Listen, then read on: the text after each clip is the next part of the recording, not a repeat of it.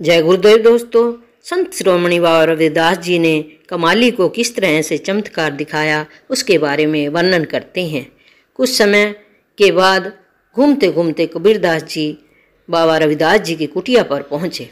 कबीरदास जी ने कहा, रविदास जी, हमें और हमारे शिष्यों को प्यास लगी है, क्या हमें पानी मिलेगा? रविदास जी ने कहा, हाँ हाँ, अभी लीजिए। एक सेवक चमड़ा भिगोने वाली कुंडी में पानी ले आया। रविदास जी ने कहा, कबीरदास जी पानी पी लो। कबीरदास जी जब पानी पीने लगे तो उन्होंने देखा कि रविदास जी चमड़ा भिगोने वाली कुंडी से पानी पिला रहे हैं। तो वह सोच रहे हैं कि हमारा तो धर्म ही भ्रष्ट हो जाएगा।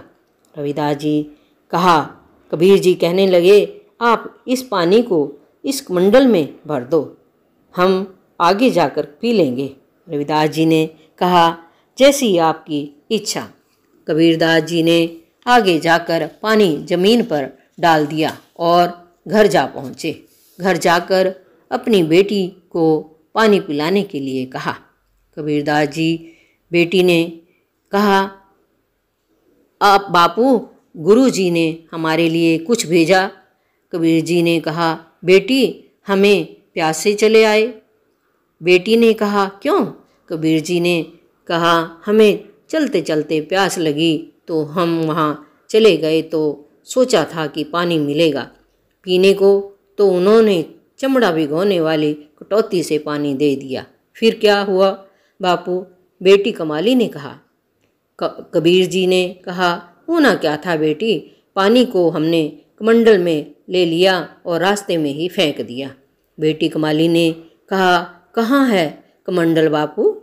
और बेटी कमाली ने कमंडल उठाया और देखा, उसमें एक दो बूंद पानी बचा था।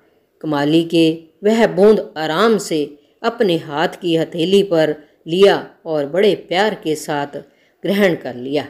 अब क्या था, कमाली के कपाट खुल गए और दूर दूर की घटनाएं उसकी आंखों के सामने नाचने लगी। उसने देखा कि बहुत दूर किसी गांव में आग लगी हुई है। वह दौड़कर कुएं पर जाती है और पानी भर भर कर डालने लगती है। यह देखकर कबीर जी ने पूछा, बेटी, यह क्या कर रही है? उस तरफ पानी क्यों फेंक रही है? आखिर माजरा क्या है? समझ में नहीं आ रहा है।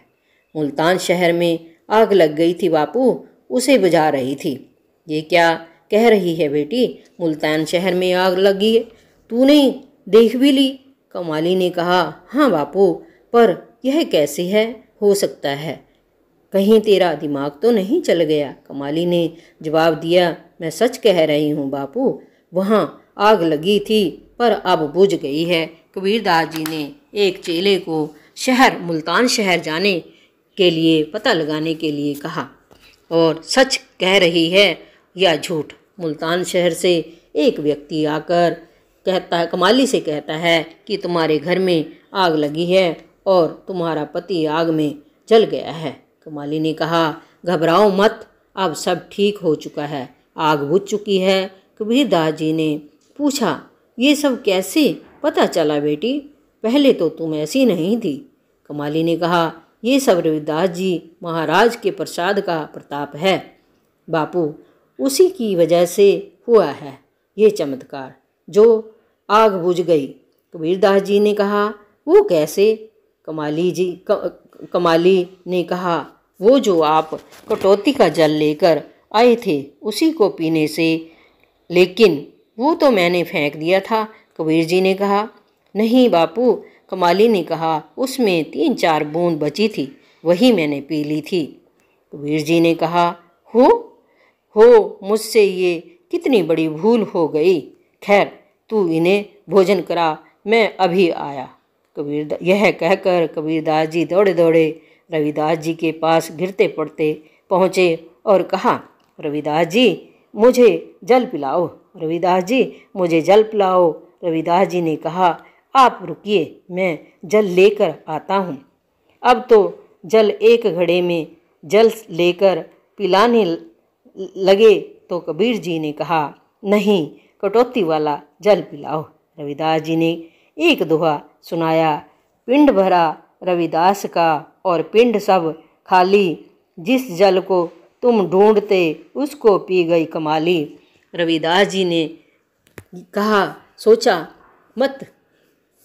रविदास जी ने कहा, सोचो मत कबीरदास जी, आपके भाग्य में वो जल नहीं था, क्योंकि आपके मन में जल के प्रति घृणा थी। कबीरदास जी ने कहा, नहीं नहीं।